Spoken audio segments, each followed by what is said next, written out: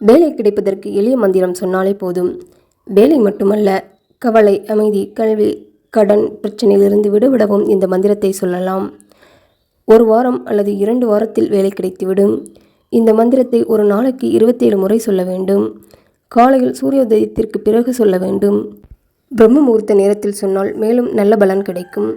இந்த மந்திரத்தை கவலை, அமைதி, கல்வி, வேலை, கடன் பிரச்சனையிலிருந்து விடுபடவும் சொல்லலாம். என்ன மந்திரம் என்று பார்த்தால் பிரகஸ்பதி மந்திரம். பிரகஸ்பதி மந்திரம் குரு பகவானுக்கு உரியது. இந்த மந்திரம் ரிக்வேதத்தில் மண்டலம் 3 அத்தியாயம் 2இல் 5வது வரும். இனி பிரகஸ்பதி மந்திரத்தை நாம் சொல்வோம். சுஜிம் அர்கஹி பிரகஸ்பதி அத்வரேஷி நமஸ்யத அநாம ஓஜக ஆச்சகே. மீண்டும் ஒருமுறை இந்த மந்திரத்தை சொல்வோம். சுஜிம் அர்கஹி பிரகஸ்பதி ஆத்வரேஷி நமஸ்யத ஆனம ஓஜக ஆச்சகே. மீண்டும் உங்களுக்காக ஒரு முறை. சுஜிம் அர்கஹி பிரகஸ்பதி அத்வரேஷி நமஸ்யத ஆனம ஓஜக ஆச்சகே. குரு பார்த்தல் கோடி நன்மை உண்டாகும். இதற்கு ஒரு உதாரணமும் சொல்லப்பட்டு வருகிறது. பிரகஸ்பதி மந்திரம் குரு பகவானுக்கு சொல்லப்படுகிறது. குரு பார்க்க கோடி நன்மை என்பார்கள். ஒரு நாள் எல்லா கலைகளிலும் சிறப்பு வாய்ந்த குரு பகவானிடம் சந்திரன், குரு பகவானே, நான் உங்களிடம் ஜோதிடக் கலையை கற்றுக்கொள்ள விரும்புகிறேன். என்னை சீடனாக ஏற்றுக்கொள்ளுங்கள் என்று கூறினார். குரு பகவானும் சந்திரனை சீடனாக ஏற்றுக்கொண்டார். அவருக்கு ஜோதிட கலையில் 6 மாத காலம் பயிற்சி நடந்தது. அந்த பயிற்சியில் சந்திரன் 6 மாத காலம் ஜோதிடக் கலையை கற்றுத்தேறிவிட்டார். ஆனால் சந்திரனுக்கு ஒரு கர்வம் உண்டானது. ஜோதிடக் கலையில் நுணுக்கங்கள் அத்தனையும் கற்றுவிட்டேன் என்று. ஒரு குழந்தையின் ஜாதகத்தை நான் சரியாக கணித்து விட்டேன் என்று குரு பகவானிடம், நீங்கள் நான் கணித்தது சரியா என்று பாருங்கள் என்றார். ஜோதிடப்படி இந்த குழந்தையின் மரணம் என்று காலை 10 மணிக்கு ஒரு பாம்பால் நிகழப்போகிறது என்று இருக்கிறது. குரு பகவான் மௌனமாக நடப்பதையெல்லாம் பார்த்து கொண்டிருந்தார். சந்திரன் கணித்தபடியே அந்த பாம்பும் குழந்தை தூங்கிக் கொண்டிருந்த தொட்டிலின் மேல் பகுதியின் வழியாக கீழே இறங்க முயற்சி செய்தது. அப்படி பாம்பு கீழே இறங்க முயற்சிக்கும் போது குழந்தை முளைத்துவிட்டது.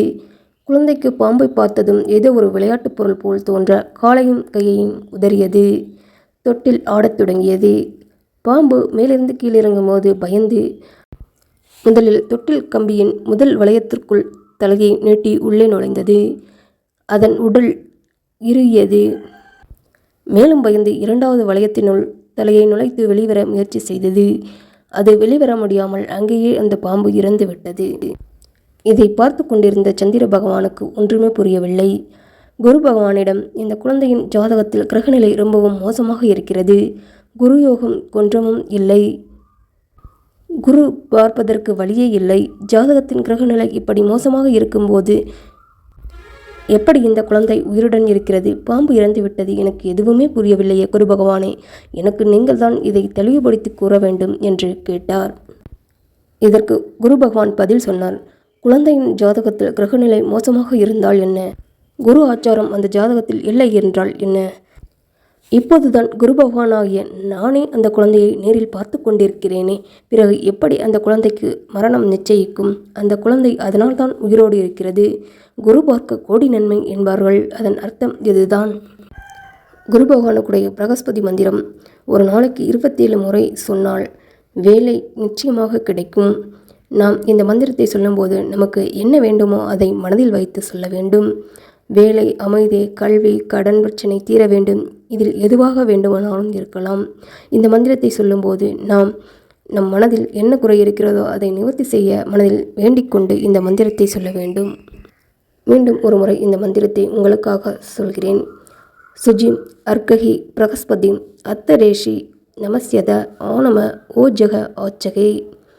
சுஜிம் அர்கஹி பிரகஸ்பதி அத்தரேஷி நமஸ்யத ஆனம ஓஜக ஆச்சகே. மீண்டும் ஒரு முறை. சுஜிம் அர்கஹி பிரகஸ்பதி அத்தரேஷி நமஸ்யத ஆனம ஓஜக ஆச்சகே. சுஜிம் அர்கஹி பிரகஸ்பதி அத்தரேஷி நமஸ்யத ஆனம ஓஜக ஆச்சகே.